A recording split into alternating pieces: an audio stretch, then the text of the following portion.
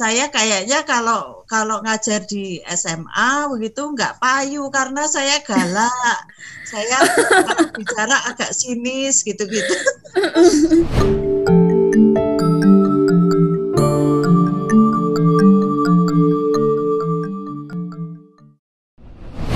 Halo Sobat UNES, jumpa lagi di Podcast UNES. Bersama saya Afida Dinara dan seperti biasa di segmen Jejak Alumni pada sesi kali ini, tim Podcast UNES sudah menghadirkan satu lagi sosok yang bakalan menginspirasi Sobat UNES semuanya. Nah, seperti apa dan siapa beliau? Simak dulu VT-nya berikut ini. Dr. Anda Titah Listiorini MM adalah Direktur PT PRPP Jawa Tengah. Wanita kelahiran 29 Juni 1965 ini adalah alumni IKIP Semarang yang sekarang sering kita kenal dengan sebutan Universitas Negeri Semarang. Selain menjabat sebagai Direktur PRPP, beliau juga menjabat sebagai dosen di Sekolah Tinggi Ilmu Ekonomi Pariwisata Semarang.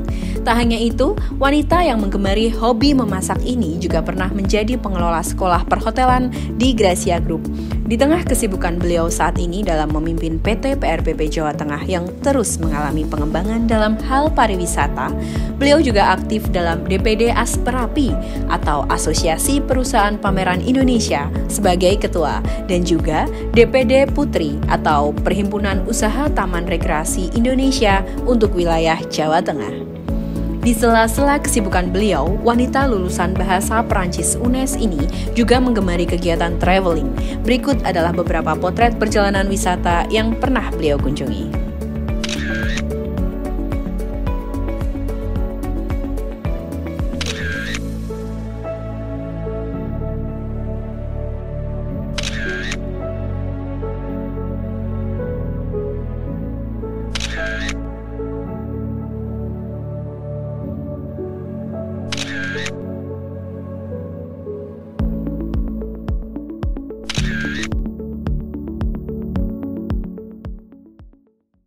Nah, Sobat UNES, dari studio Podcast UNES, kali ini kita sudah terhubung dengan sosok yang ada di balik VT itu tadi, dengan Ibu Titah.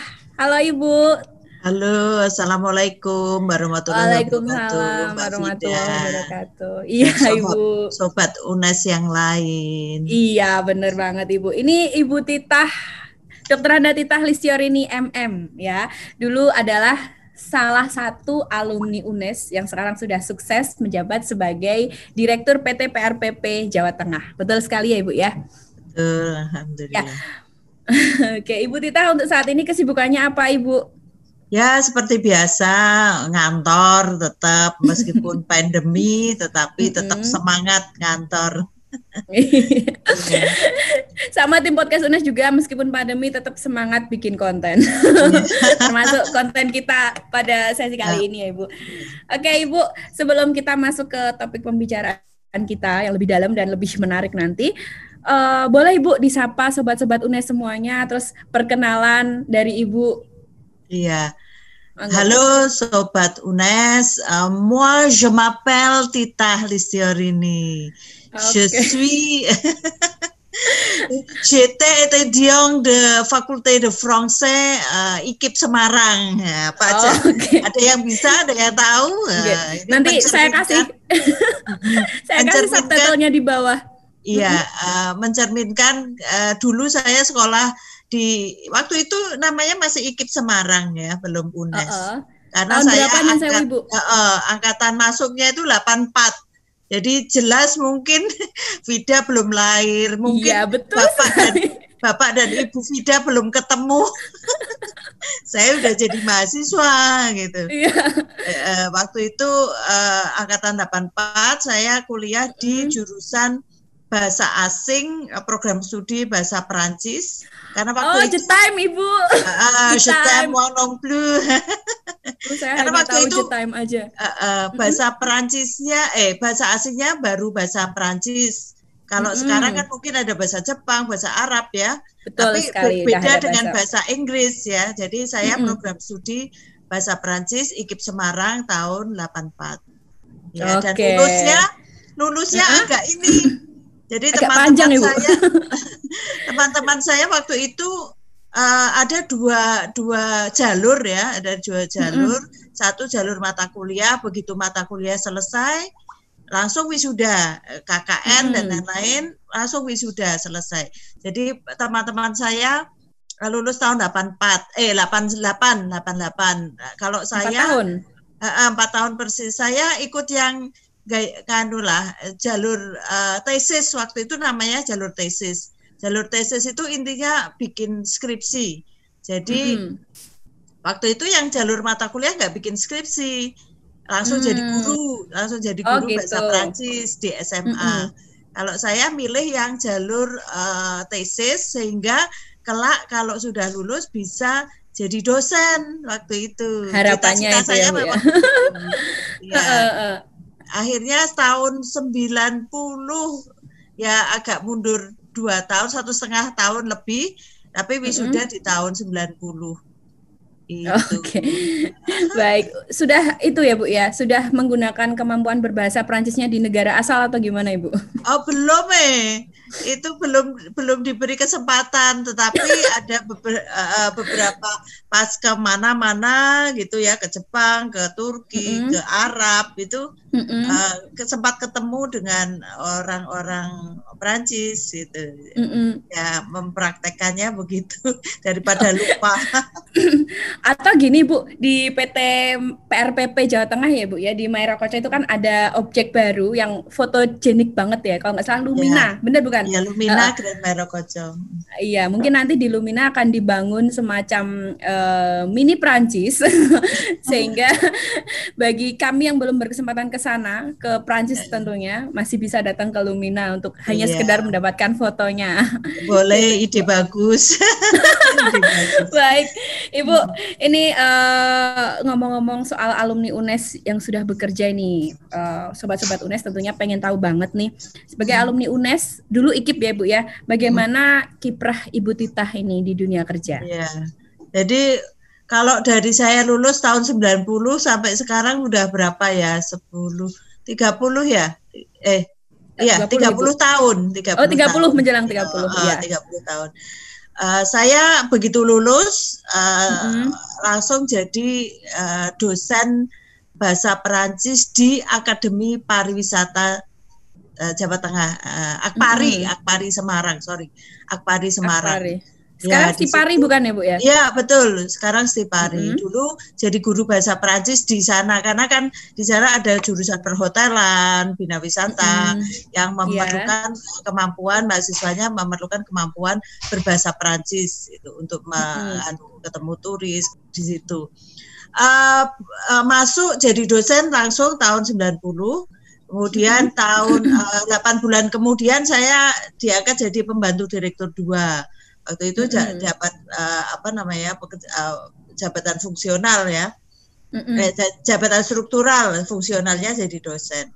Kemudian saya di Akpari 5 tahun, kemudian karena saya pengen banget jadi dosen itu untuk bisa sekolah lagi, untuk bisa melanjutkan kuliah. Sudah kesampaian Ibu? Ya alhamdulillah, tapi tidak pas jadi terus keluar, terus kebetulan bekerja di grup Hotel Gracia. Jadi Hotel Gracia itu punya pendidikan 1 tahun bidang perhotelan. Profesi seperti itu ya Bu? Profesi 1 tahun. Karena mereka punya 2 hotel, punya unit-unit laundry yang kita ciptakan tenaga kerja untuk kebutuhan mereka dan untuk kebutuhan hotel-hotel yang lain. Waktu itu tahun 95 itu masih booming itu, sekolah perhotelan 1 tahun. Kemudian saya outputnya adalah mencetak tenaga kerja bidang perhotelan itu, dan lulusan kami dibutuhkan di hotel-hotel di Jawa Tengah. Itu saya bergabung dengan grup itu 4 tahun. Kemudian setelah itu bikin usaha sendiri bidang pelatihan kerja. Jadi training organizer, intinya training organizer, dan kami menawarkan program-program training untuk pegawai waktu itu pasar kami adalah untuk Telkom, pegawai Telkom. Jadi tahun 99 sampai 2002 lah. 2002 ini adalah usaha saya sendiri, di mana saya mengelola sebuah training organizer itu, menyiapkan dari training need analisisnya, kemudian nanti materinya. Kalau pemberi yang narasumbernya saya ambil misalkan dari UGM, dari praktisi macam-macam, marketing dan lain-lain. Tapi yang mengelola, merencanakan semuanya adalah saya, begitu. Nah, ini sesuai banget dengan saya, ilmu saya di IKIP, kan harus bikin perencanaan pengajaran, TIU, TIK, kemudian metodenya apa, itu saya ramu, kemudian saya tawarkan ke Telkom dengan materi-materi tertentu, misalkan stres, manajemen stres, coaching, gitu-gitulah. Kemudian how to handling complaint dan lain-lain. Itu jalan 3 bulan dan itu merupakan bagian dari, karena ini usaha saya sendiri, jadi semua idealisme tercurah di situ. Gitu. Emang sudah expert ya Bu ya dalam dunia mengorganize pariwisata gitu ya Bu. Setidaknya begitu. Waktu itu saya masih, karena passion saya memang menurut saya passion saya itu di mengajar sebetulnya. Jadi tapi saya sudah pilih, saya kayaknya kalau ngajar di SMA begitu nggak payu, karena saya galak. Saya kalau bicara agak sinis gitu-gitu. Sehingga kalau audiensnya itu mahasiswa lepas SMA itu masih bisa, mereka masih bisa menerima apa yang cara-cara pemberian ke saya gitu loh. Jadi tingkat penahanan perasaannya lebih tinggi gitu ya. Betul. Kalau ngajar SMA mungkin jadi guru killer. Saya menyadari itu. Makanya pas punya usaha untuk training organizer, saya sesuai dengan idealisme saya, passion saya dan lain-lain. Terus itu sampai dengan tahun 2002. Kemudian 2002 saya ditawari menjadi direktur utama, waktu itu direktur utama karena direksinya lebih dari satu, untuk PT PRPP. Saya tadinya nggak tahu PRPP itu, yang saya tahu adalah setiap tahun ada pameran gitu ya. Bahkan saya pikir saya diminta jadi petugas penjaga pameran. Penjaga pameran. Iya. Tadinya begitu, saya pikir ya, ada yang menginformasikan ini ada kebutuhan untuk direksi PRPP begitu. Apa disuruh jaga pameran gitu. Saya enggak sebagainya. Kemudian saya mencoba ada fit and proper test tahun 2002 waktu itu. Ya, dan akhirnya waktu itu ditetapkan jadi direktur utama PT PRPP. PT PRPP itu apa? PT PRPP Pusat Rekreasi dan Promosi Pembangunan Jawa Tengah itu merupakan BUMD, Badan Usaha Milik Daerah. Perusahaan ini yang punya adalah pemerintah Provinsi Jawa Tengah dan pemerintah kabupaten kota seluruh Jawa Tengah. Luar biasa sekali ya, Bu. Hektar dan lain-lain gitu. Sampai sekarang. Sampai sekarang dari 2002 ya, Bu. Sampai 18 sekarang. Tahun lebih. Waduh, sudah hafal ya, Bu, selokan-selokannya di mana? Oh, jelas. Baik, Ibu. Ini luar biasa banget nih kiprah Ibu sejak lulus sampai di posisi sekarang ya. Kemudian kembali ke posisi Ibu sebagai direktur PT PRPP Jawa Tengah yang tadi sudah disebutkan merupakan BUMD Provinsi Jawa Tengah gitu. Ya, saya mau tanya nih, bagaimana pengelolaannya Ibu? Bagaimana Ibu mengelola PT sebesar itu yang skopnya sudah di Jawa Tengah gitu? Ya, jadi PT PRPP pemiliknya tadi ya pemerintah provinsi dan pemerintah kabupaten seluruh Jawa Tengah. Kami mengelola 40 hektar. Ini sekarang kalau luasannya hanya 40 hektar. Beda kalau UNES kan beratus-ratus hektar. Tak ceritain dulu UNES, saya pertama kali waktu itu masih IKIP, terus saya ikut latihan KKN kalau nggak salah, itu jalan dari kampus Pegandan ya, FPOK dulu, tahu kan, kampus Pegandan sampai kampus sekarang itu jalan, karena kita latihan KKN waktu itu 87 tahun 87. Itu jalan masih hutan-hutan banget begitu. Iya Bu, masih naik gunung turun gunung bener-bener ya Bu. Bayangin Pegandan. Kalau sekarang suruh jalan nggak mau banget ya, karena Pegandan lumayan gitu. Tapi kita seneng karena latihan KKN kan berarti kumpul semuanya ya, semuanya, semua fakultas jadi kenal sama anak-anak FPOK, anak-anak teknik dan lain-lain. Saya lanjutkan yang di PRPP. Kemudian kebetulan kami mengelola PT PRPP itu mengelola 2 kawasan. Satu kawasan PRPP yang dimana yang diketahui masyarakat sebagai tempat untuk pameran, untuk wedding, untuk catering dan lain-lain, itu 15 hektar lebih, dan satu area kawasan untuk Taman Mini Jawa Tengah yang sekarang namanya Grand Mairokocho. Di mana di Taman Mini itu ada rumah-rumah anjungan dari 35 kabupaten kota yang merupakan mereka adalah pemegang saham kami juga begitu. Di awal 2002 sampai kira-kira 2010 ya, kira-kira 8 tahun itu sungguh sangat berat karena kami minim modal kerja. Kemudian idenya juga masih dikenal oleh masyarakat tempat yang mangkrak, meskipun tempat wisata Taman Mini tapi mangkrak begitu. Padahal edukatif sekali ya Bu. Iya, kemudian tidak punya ide kreatif, itu tidak punya, sehingga ya wes pokoknya selakunya saja begitu. Karena karena hal yang penting adalah minimnya modal kerja. Kemudian di tahun sekitar 2007, 2006 kita ada partner yang bisa mengelola gedung-gedung itu, sehingga di tahun itu sudah mulai ada pemasaran, ada perbaikan di gedung-gedung ya yang ngerjain partner ya. Kemudian laku untuk pameran, dan satu lagi setiap tahun memang kita selenggarakan event pameran di mana setiap bulan Agustus itu ya Bu. Namanya Jateng Fair, Jateng Expo. Itu adalah pameran pembangunan dan multiproduk yang penyelenggaranya adalah kami. Memang 1 tahun sekali.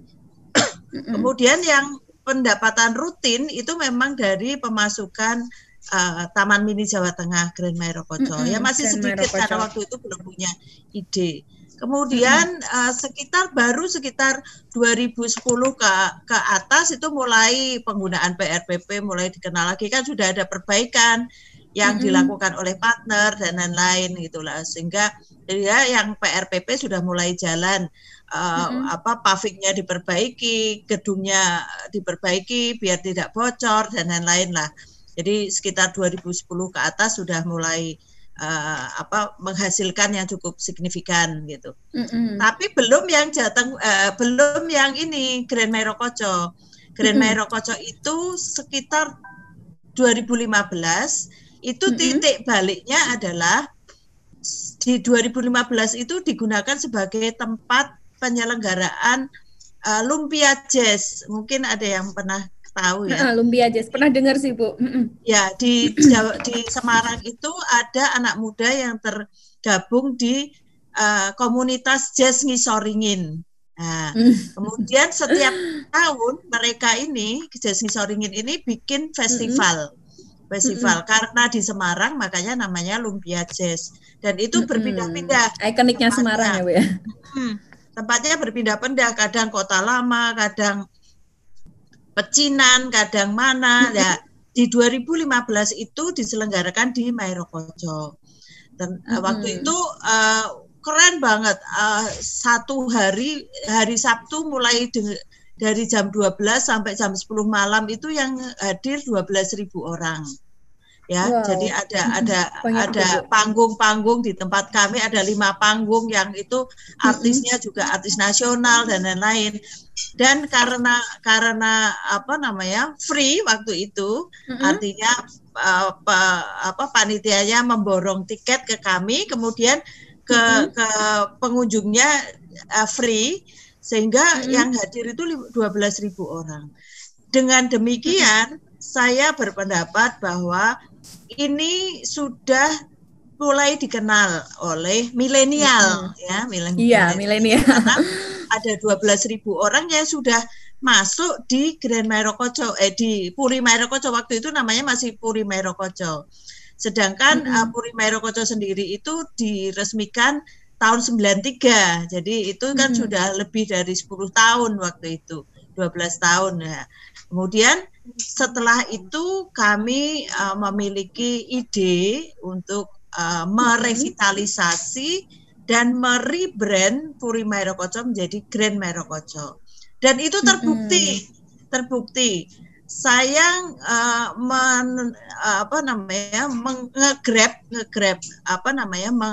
merengkuh itu, memilih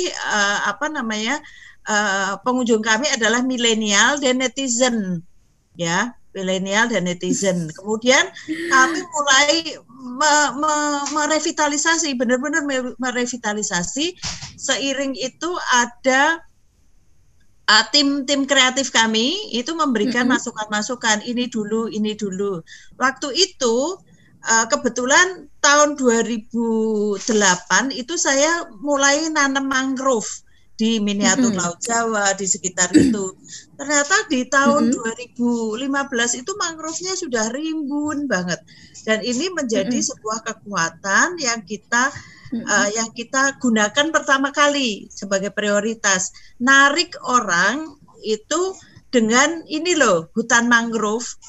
Kemudian saya buatkan trekking dan lain-lain begitu. Dan itu terbukti. Itu yang ada kapal juga itu ya, Bu? Tahun 2015 itu pengunjung, ini kita masih bicara di Grand Mairokocho, ya jelas namanya kita rebrand menjadi Grand Mairokocho. Pengunjungnya di 2015 itu setahun hanya 73.000, 2016 itu 131.000. Kemudian saya punya idenya dan mewujudkan trekking mangrove dan lain-lain itu mulai awal 2017, dan ternyata 2017 itu pengunjungnya menjadi 421.000. Artinya dari 131 menjadi 420. Kenaikannya sangat signifikan ya, Bu ya. Ya, kenaikan sangat signifikan, dan ternyata ide kreatif ini jalan gitu loh. Dengan demikian kami dengan pengunjung yang 421.000 bisa dandani infrastruktur, bisa dandani anjungan-anjungan begitu, sampai dengan sekarang. Namun saya tidak boleh lena, karena kalau mendasarkan pada milenial kan bosenan ya toh. Iya Bu, ada fasenya memang untuk jiwa-jiwa milenial ya. Dan kami sudah sudah tahu menjajaki semua. Oh, ini ternyata kalau milenial bosenan, sehingga kita harus menciptakan sesuatu yang baru, meskipun itu lama tapi sesuatu yang baru. Lah, sejak itu 2017 memang kami tetapkan pangsa pasar kami adalah milenial dan netizen. Otomatis model promosinya, publikasinya dengan cara sosial media. Betul sekali, sosial media yang ampuh. Meskipun kami tidak meninggalkan media konvensional, tetapi jadi saya hire buzzer sosial media, itu yang wilayah Semarang sampai dengan wilayah Jawa, beyond Jawa Tengah, seperti itu menjadi sesuatu yang penting. Alhamdulillah sejak 2017 sampai dengan kemarin 2019 itu meningkat terus. Memang tidak meningkatnya paling 10%, 20% gitu, tapi cukup signifikan lah. Sehingga kita sudah bisa memperbaiki beberapa anjungan, infrastruktur yang lain. Tapi lagi-lagi kita tidak pandemik berhenti. Ya, Bu? Jadi event itu menjadi sebuah hal yang penting untuk ngisi kontennya ini. Nah, event maksudnya dalam hal ini event seperti pameran atau event konser atau gimana? Ya, misalkan kita ada namanya di Mairokocho ya, ada festival budaya yang kita namakan Festival Mairokocho. Kemudian ada M2M, Malam Minggon Mairokocho, di mana kita mencoba mengajak milenial atau pengunjung itu menikmati malam minggu nggak di pusat kota tetapi di Mairokocho. Di situ nanti ada musik musik jazz, musik akustikan, kemudian ada festival lampion air, kemudian ada juga festival jazz, mangrove jazz, kemudian macam-macam lah untuk kebutuhan mereka. Karena kita tahu ya bonus demografi milenial itu kan paling gede ya, jadi itu pangsa pasar yang kita ambil. Tidak menutup kemungkinan karena Mairokocho menjadi sebuah tempat museum, artinya Taman Mini Jawa Tengah itu yang pengunjung dari anak-anak sekolah juga menjadi target market kami karena dia bisa belajar tentang rumah adat dari 35 kabupaten kota, belajar tentang ukiran ya, ukiran Jawa Tengah. Rumah adatnya Jawa Tengah adalah joglo, tapi joglonya Jawa Tengah timur sampai barat, utara sampai selatan berbeda. Ini akan bisa dilihat kan. Kemudian juga hutan mangrove itu sendiri bisa dipakai sebagai tempat edukasi. Itu pangsa pasar yang untuk anak-anak sekolah. Kemudian yang family juga kita tidak tutup kemungkinan. Sehingga sejak 2017 sampai 2019 itu pengunjungnya cukup bertahan di atas hampir 500.000, hampir 500.000. Semakin naik terus ya Bu ya. Ya, kemudian ini Bu ada fasilitas-fasilitas yang lain itu sangat mendukung begitu. Baik Bu. Oke, ini kita tahu ya Bu, belakangan tahun ini sejak Maret ini kan di Indonesia juga sedang dilanda pandemik ya Bu ya. Dan yang kita tahu selama ini kadang PRPP itu kan ramainya di bulan Agustus di Jateng Fair gitu. Nah, ini bagaimana Ibu menyikapi hal tersebut? Sementara tadi dari penjelasan Ibu kan saya sempat dengar bagaimana Ibu meng-hire para milenial, para ide kreatif untuk memenuhi segmentasi pasar Ibu, yaitu mencakup edukasi untuk anak-anak, kemudian para milenial dan netizen itu tadi. Padahal kan kita tahu sendiri ya Bu, mungkin di masa pandemi itu kan banyak sekali yang menurun. Ini Ibu menyikapi hal tersebut itu bagaimana? Ya, jadi jelas kalau kita bicara soal kawasan PRPP, ini dibedakan dulu kawasan PRPP untuk yang pameran dan lain-lain dan Taman Mini Jawa Tengah Grand Mairokocho. Kalau yang PRPP jelas nggak bisa apa-apa. Kami semua reservasi di tahun 2020 yang sudah banyak karena pandemi ini semuanya batal dan nggak boleh bikin acara-acara sendiri karena kan izinnya belum ada, izin tentang keramaian itu kita belum. Jadi praktis yang PRPP kali ini sejak Maret sampai dengan sekarang dan sampai akhir tahun kayaknya kita nggak bisa make money. Umpamanya ada paling kemarin sempat kami simulasi untuk drive-in konser gitu. Udah bisa berjalan dengan baik. Tapi belum bisa mengadakan sendiri karena harus dihitung biayanya, nanti pendapatannya bagaimana, worth it atau enggak gitu-gitu kan terlalu ya, sehingga akhirnya event kami yang Jateng Fair itu tahun ini jelas kami tunda karena percuma juga mengadakan yang mungkin yang offline kan nggak boleh gitu ya, izinnya belum ada. Umpamanya ada simulasi dan lain-lain, siapa yang mau datang? Kayaknya dari sisi bisnisnya nggak masuk lah. Kemudian sempat kami punya ide untuk virtual ya, untuk virtual. Virtual sama aja. Penyelenggaraannya membutuhkan biaya dan pendapatannya. Kalau kami kan harus mempertimbangkan itu ya, dari sisi bisnis kan harus dipertimbangkan ya. Jadi kalau pun buat virtual nanti pasti kita buatnya kan juga perlu biaya. Sedangkan pemasukannya tenant apa mana ada yang mau. Sponsor di hari gini mana ada yang mau kan gitu. Akhirnya saya putuskan untuk yang Jateng Fair tahun 2020 ini sementara tidak, nanti kita akan persiapkan yang lebih baik dan lebih bagus dari sisi penyelenggaraan di 2021. Itu yang PRPP. Kemudian yang otomatis saya fokusnya ke Grand Mairokocco. Alhamdulillah ya, ini berkah dari COVID juga. Jadi ada berkahnya ya Bu. Saya sudah nggak bisa mikir. Pengeluaran tetap banyak, tetap ada, tapi pendapatan sangat-sangat berkurang dari yang PRPP ya. Makanya saya fokusnya ke Grand Mairokocco. Waktu itu sempat di lockdown, itu 3 bulan, hampir 4 bulan, mulai Maret, 18 Maret sampai dengan Juni. Nah, sudah nggak bisa apa-apa, terpaksa juga sempat merumahkan karyawan dengan gaji 50%, itu selama 2 bulan dan lain-lain. Tapi alhamdulillah sebelum Maret itu saya menawarkan sebuah konsep spot baru kepada partner, yang kemudian sekarang ini Lumina Grand Mairokocco. Oh iya.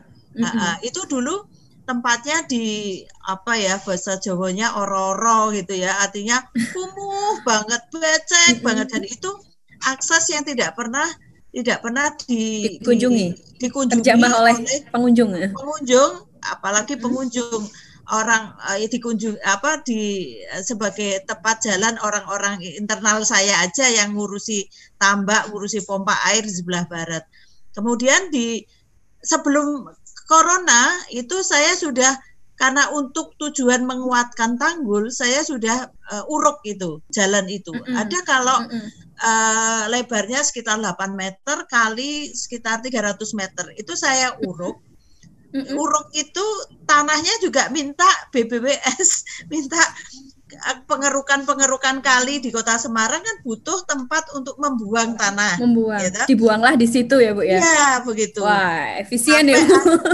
Sampai akhirnya padat 1,5 meter padat, 1 meter padat, tanggul dari tambak itu sudah hampir rata, kemudian kita padatkan dan kita paving itu 2020 bulan Februari. Kemudian di Maret itu alhamdulillah saya ketemu partner yang mau saya ajak kerjasama mewujudkan ide baru saya. Waktu itu ide baru saya adalah di sepanjang itu ada rumah-rumah dari mancanegara. Kenapa rumah? Karena biar inline dengan yang Taman Mini Jawa Tengah kan itu anjungan kan? Iya benar sekali. Kenapa tidak ikonik ya? Misalkan Tour Eiffel, pizza, kemudian apa yang di dunia enggak? Karena di tempat yang lain sudah ada. Pertama, yang kedua kita harus ada yang beda ya Bu ya. Rumah itu biar inline dengan Grand Mairokocco, anjungan Grand Mairokocco. Jadi konsepnya jalan-jalan di 5 negara, 3 benua, kemudian jalan-jalan ke Jawa Tengah gitu ya, dalam waktu 30 menit kan itu memorable banget gitu loh. Akhirnya dibuatlah 5 perkampungan dari 5 negara. Jadi ada Jepang, Santorini, Yunani. Ada Santorini Parknya juga. Kemudian Turki, kemudian Meksiko dan Arab. Kenapa yang dipilih adalah rumah-rumah itu? Karena itu yang spesifik. Ke Jepang itu kan rumahnya sederhana, minimalis, dari kayu gitu-gitu. Merah gitu Bu. Santorini itu pasti rumahnya putih dan biru putih. Kemudian Turki ada juga rumah balat itu ya, kampung balat. Meksiko juga demikian. Arab juga yang kita pilih adalah rumah-rumah yang dindingnya berlumpur, pakai lumpur gitu. Itu seperti itu. Kemudian dibuat mulai bulan April dan selesai sekitar bulan Agustus. Manakala kami sudah diperbolehkan buka. Waktu itu, waktu diperbolehkan buka di bulan Juni akhir, itu cari pengunjung 200 orang itu susah banget. Susah pasti ya, benar Bu. Nggak ada yang datang gitu-gitu. Akhir pekan itu hanya 500, Sabtu Minggunya hanya 1.000 gitu-gitu. Artinya susah, memang sudah mulai bosen waktu itu orang-orang yang di rumah, tapi pengen piknik kalau nggak ada sesuatu yang baru ya ngapain gitu ya.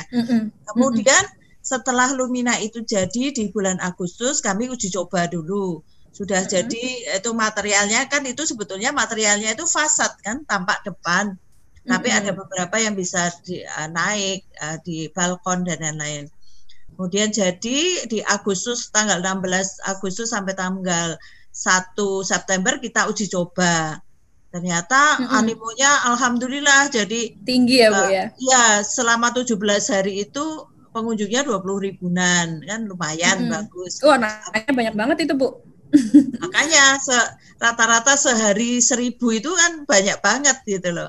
Kemudian setelah September tanggal 1, 3 hari kami tutup kerep untuk keperluan kelengkapan dekorasi gitu. Kemudian kita buka lagi grand launching-nya tanggal 5 September. Nah, itu lumayan sih.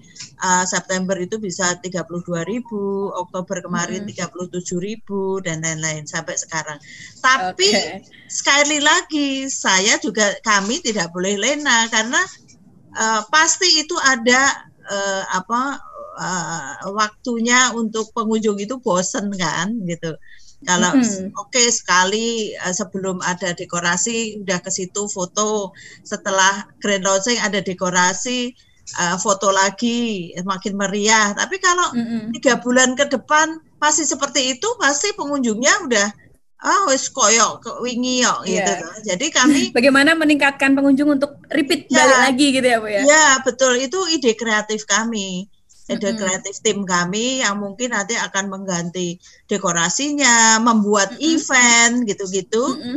Itu tantangan bagi kami. Alhamdulillah sekarang jadi intinya di masa pandemi ini meskipun berat, apalagi yang untuk industri mais ya, yang di PRPP jelas nggak bisa apa-apa, dimanapun nggak bisa berbuat apa-apa.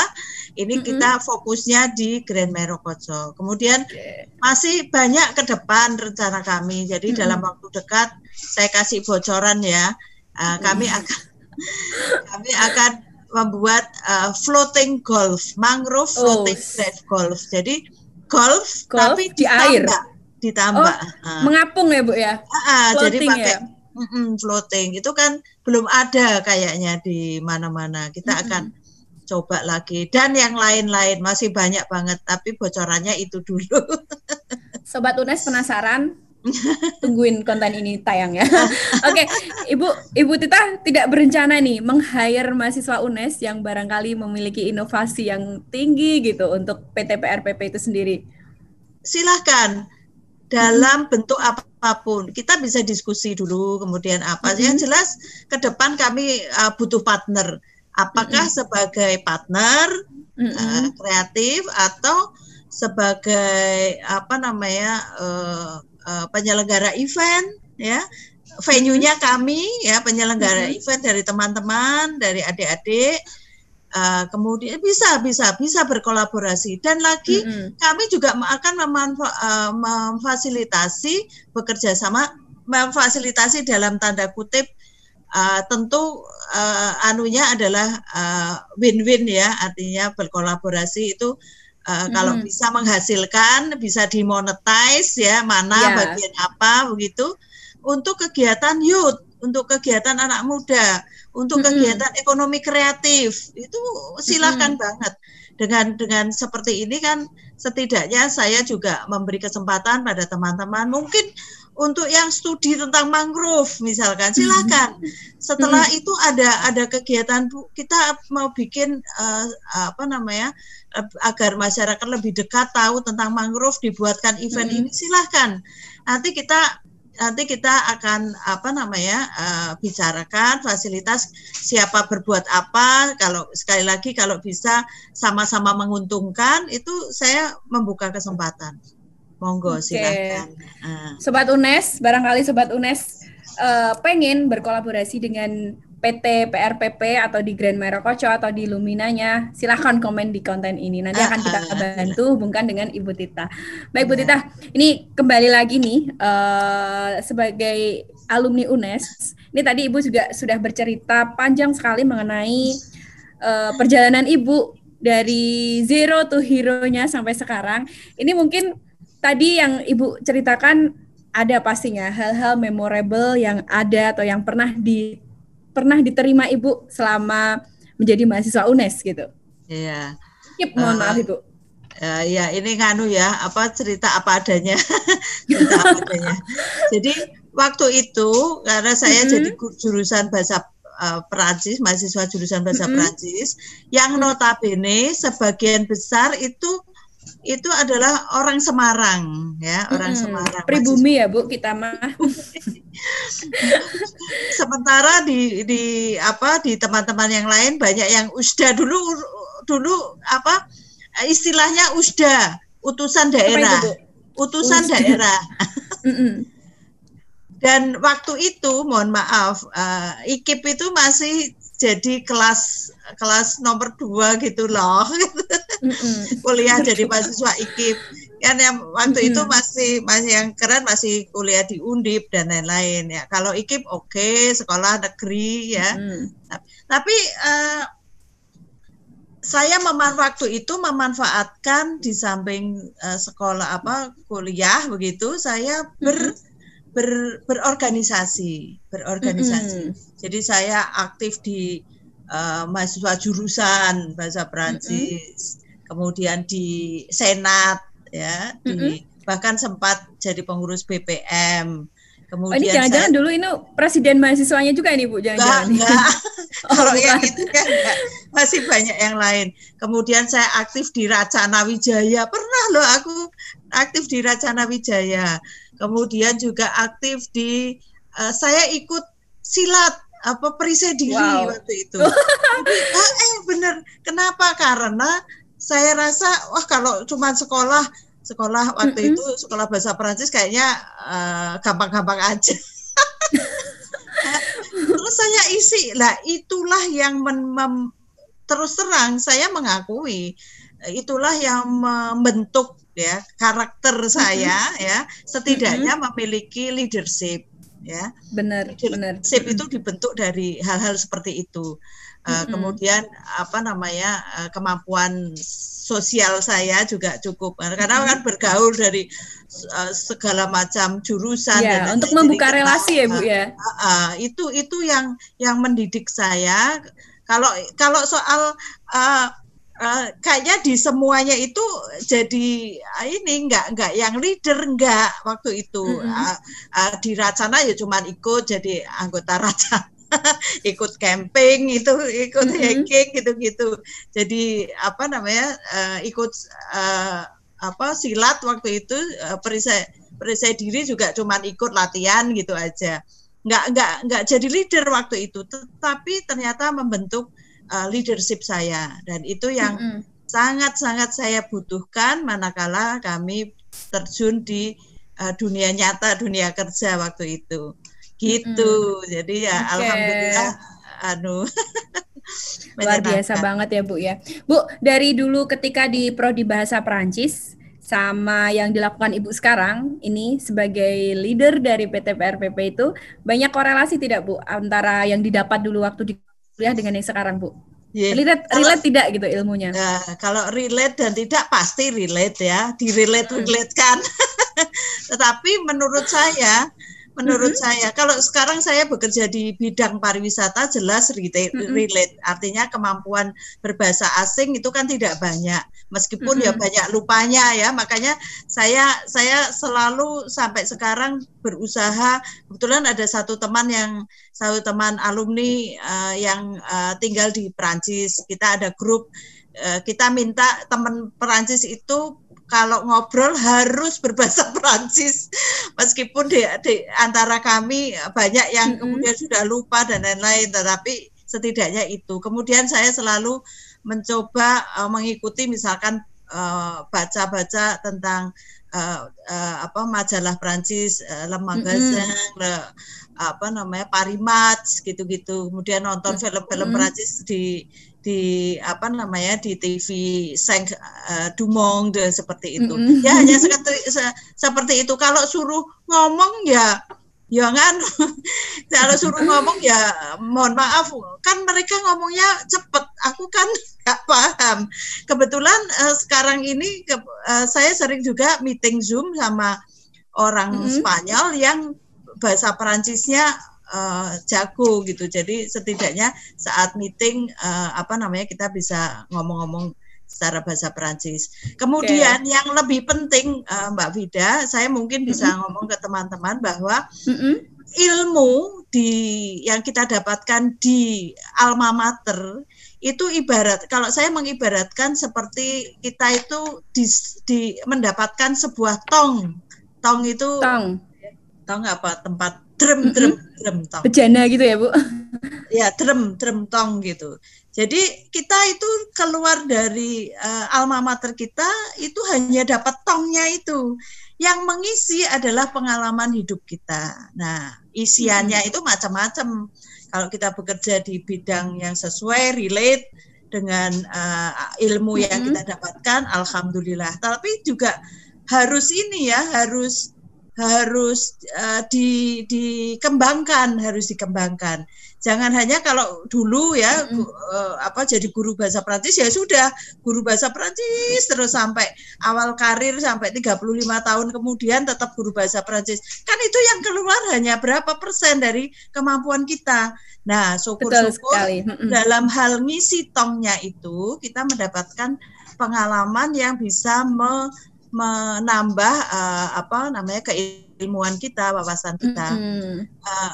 Satu lagi, saya akhirnya terkabul cita-cita saya untuk sekolah S2, tetapi di program Magister Manajemen Undip. Kenapa? Karena saya ini kan praktisi ya, yang saya ditugasi Bapak Gubernur mengelola perusahaan ini kan butuh keilmuan juga. Nah, kebetulan saya milihnya manajemen strategik. Tapi ya meskipun itu kok S1-nya Prancis, S2-nya manajemen ya nggak apa-apa karena saya merasa perlu mengisi tong ilmu saya, tong diri saya itu dengan sesuatu ilmu yang berbeda dan itu memperkaya. Ini jadi bekal saya kan, jadi bekal saya menjalani sekolah kehidupan ini gitu loh. Ya, ternyata ini diperlukan dalam hal mengelola pekerjaan ini gitu. Jadi apapun yang kita dapatkan itu yang mengisi kita sendiri. Syukur kalau itu sesuai dengan passion kita, tetapi itu tujuannya adalah memperkaya kita sendiri. Untuk kenapa? Untuk bisa lebih berguna, bisa diterapkan untuk kebaikan dan lain-lain begitu. Nah, nih buat sobat UNES yang masih rebahan aja, ayo segera isi tongnya biar penuh untuk kehidupan juga ya. Baik, Ibu Tita, ini sebelum saya tutup, nih pembicaraan kita ternyata udah over.